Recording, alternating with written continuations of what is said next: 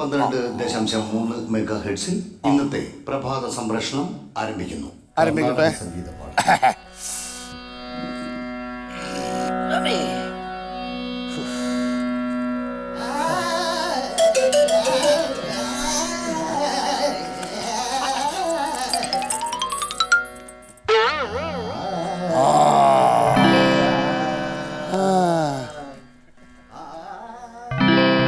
കുടി മാത്രമല്ല അപസ്മാരവും ഞാൻ മാറ്റി.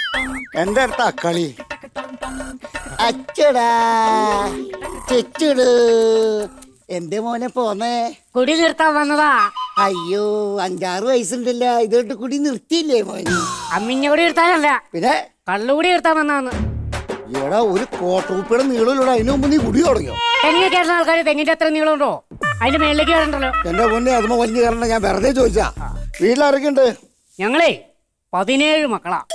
17 മക്കളോ? അതിലെ ഏറ്റവും ഇളയ 17ാമത്തെ ആളാ ഞാൻ. എനിക്ക് 1.5 വയസ്സുള്ളപ്പോ അച്ഛൻ മരിച്ചുപോയി. അമ്മ ഒന്നായിരിക്കും. അതല്ല, ഈ വീട്ടിൽ ഇതിനു മുമ്പ് കുടിക്കുന്ന ആരെങ്കിലും ഉണ്ടായോ? ഇല്ല, ആരുമില്ല. ആരും ഇല്ലാന്നേ. പിന്നെന്തിനാ നീ ഇതൊക്കെ വലിച്ചു കയറണേ? എന്തിനാ കരയണേ? എന്റെ അമ്മയുടെ സങ്കടം സഹിക്കാൻ പാടില്ലാട്ടോ കുടിക്കണേ. അമ്മക്ക് എന്താ ഇത്ര മാത്രം സങ്കടം? എന്റെ കൊലക്കുടി. ഈ കുടി കുടി കുടി എന്നുള്ള വിചാരം മാത്രമേ ഉള്ളൂ. ഇതല്ലാതെ വേറെ എന്തെങ്കിലും ഒരു വസ്തുവിനോട് ഇഷ്ടമുണ്ടോ? പൈസ എനിക്ക് ഭയങ്കര ഇഷ്ടം. അത് നല്ല കാര്യം. പൈസ കിട്ടിയാലോ കള്ള് മേടിച്ചു കുടിക്കാലോ. അയ്യോ എടാ, ഈ കള്ളുകുടിയുടെ വിചാരം മാത്രമല്ല, കള്ള് കുടിക്കണമെങ്കിൽ പൈസ വേണം. അതിന് വല്ല പണിയുണ്ടോ നിനക്ക്? ഞാൻ ആശാ വർക്കറല്ലേ. ആശാ വർക്കറാണോ? അതെ. ആശാ വർക്കറാകുമ്പോ എന്തായാലും നല്ലതാ. കാരണം ജനങ്ങളായിട്ട് ഇങ്ങനെ സമ്പർക്കം പുലർത്തിക്കൊണ്ടിരിക്കുമ്പോഴേ മൊത്തത്തിൽ ഇങ്ങനെ കുടിക്കണം എന്നുള്ള ത്വരയാണ് മാറും. ഈ സമ്പർക്കം പുലർത്തുന്ന ആശാ വർക്കറല്ല. പിന്നെ എനിക്ക് വർക്ക് ചെയ്യാൻ ഒരുപാട് ആശയുള്ള ഒരാളാണ് ഞാൻ. പക്ഷെ ഈ കയ്യും കാലും വരക്കണവരും വർക്ക് നടക്കണുള്ള ആശയം നടക്കണുള്ള. എങ്ങനെ നടക്കും? എന്നിട്ട് ഇപ്പൊ എന്താ പരിപാടി? നിന്നോട് വീട്ടിൽ ചോദിക്കാനൊന്നും ആളില്ലേ?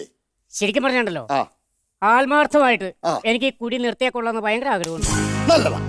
അങ്ങനെ ആത്മാർത്ഥമായിട്ട് നമ്മൾ ചിന്തിച്ച ഏത് സംഗതി നടക്കും. നമ്മുടെ അവിടെ ഈ ഛർദിപ്പിച്ച് കുടി നിർത്തുന്ന ഒരു അമ്പലമുണ്ട്. ഞാൻ കേട്ടിട്ടുണ്ട്. ഞാൻ അവിടെ പോയി. അവിടെ ചെന്ന ശാന്തിനെ കണ്ട് ഹായ് എന്ന് പറഞ്ഞതാ. ശാന്തി അപ്പ തുടങ്ങിയ ഛർദിയ ഇതുവരെ നിർത്തിയല്ല. ഞാനിപ്പോ ഛർദിച്ചല്ലോടാ. അത് ഏത് മനുഷ്യന്റെ കറ്റമണ, തലേസടിച്ചെന്റെ കറ്റമണ. അതല്ലാണ്ട് എന്തോരം മാർഗങ്ങളുണ്ടെന്ന് അറിയാമോ? ഇതിന് പത്രത്തിൽ ഇഷ്ടം പോലെ പരസ്യമുണ്ടല്ലോ. മദ്യപാനിയുടെ ഭക്ഷണത്തിൽ മരുന്ന് അറിയാതെ ചേർത്ത് കുടി നിർത്താം. അല്ല, അങ്ങനെ കൊടുക്കണേല് കുഴപ്പമില്ല. വേറെ വിഷയം ഉണ്ടോ അതിനകത്ത്? എന്ത് വിഷയം? നമ്മൾ ഈ മദ്യപാനിയുടെ ഭക്ഷണത്തിൽ മരുന്ന് ചേർക്കണ കാര്യം ഈ പുള്ളിക്ക് അറിയാൻ പാടില്ലല്ലോ. അറിയരുതല്ലോ. ഇത് അറിഞ്ഞില്ലെങ്കിൽ ആ പുള്ളിക്ക് പിന്നെ കുടിക്കാൻ പാടില്ല. പിന്നെ എന്നാ കുഴപ്പം? അങ്ങനെ കുടിക്കരുത്, ഭ്രാന്തായി പോകും. അതുപോലെ എന്റെ വൈഫേ ഒരു ദിവസം പേപ്പർ എടുത്തുന്ന് വെച്ചതേ ഒരു വാർത്ത കാണിച്ചെന്ന് കണ്ടോ? ഒരു പരസ്യം കണ്ടോ? കണ്ടു. ഈ സാധനം നോക്കിക്കോട്ടോ. താങ്കളൊരു തികഞ്ഞ മദ്യപാനിയാണോ? ഞങ്ങളെ വിളിക്കൂ, ഞങ്ങള് സഹായിക്കാം. ഞാൻ അപ്പൊ തന്നെ വിളിച്ചു ആ നമ്പറിലേക്ക്. വിളിച്ചു വെച്ചപ്പോ പറഞ്ഞു, ചേട്ടാ ചേട്ടൻ ഒന്നുകൊണ്ടും മേടിക്കണ്ട.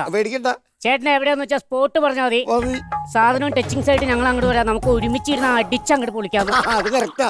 പക്ഷെ ഈ ഭർത്താക്കന്മാര് കഴിക്കണതേ ഭാര്യമാർക്ക് ഇഷ്ടല്ലെന്ന്. അത് ശരിയാ. അല്ല, ഞാനേ വന്നപ്പോ തൊട്ട് ചോദിക്കണെന്ന് വിചാരിച്ച ചേട്ടന്റെ ഭാര്യയും പിള്ളേരൊക്കെ എന്തേ? അവര് കുറച്ചാളായിട്ട് വീട്ടിലാ. അതിന് പറ്റിയേ ഇത് നമുക്ക് എപ്പോഴും ഇവിടെ തിരക്കാണല്ലോ. പിന്നെ ഏത് തരക്കാരൊക്കെ കയറുമല്ലോ നമുക്കറിയില്ലോ.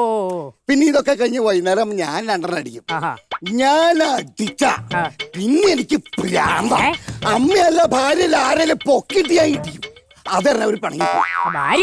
എനിക്ക് ആ മരുന്ന്. ഏത് മരുന്ന്? നീ മരുന്നൊന്നും കഴിക്കണം. നീ 2 അടിച്ചിട്ട് പോയാ മതി. നീ പത്രപരസ്യം കണ്ടു വന്നല്ലേ?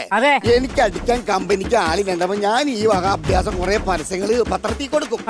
ഇന്നത്തെ ഇര നീയായിട്ട്, അതുകൊണ്ട് നീ അടിച്ചിട്ട് പോയാ മതി. എനിക്ക് അടിച്ചില്ലെങ്കിൽ കാട ഫ്രൈ തിന്നവര് ഞാൻ കടിച്ചു പുറത്ത് തിന്നതാ.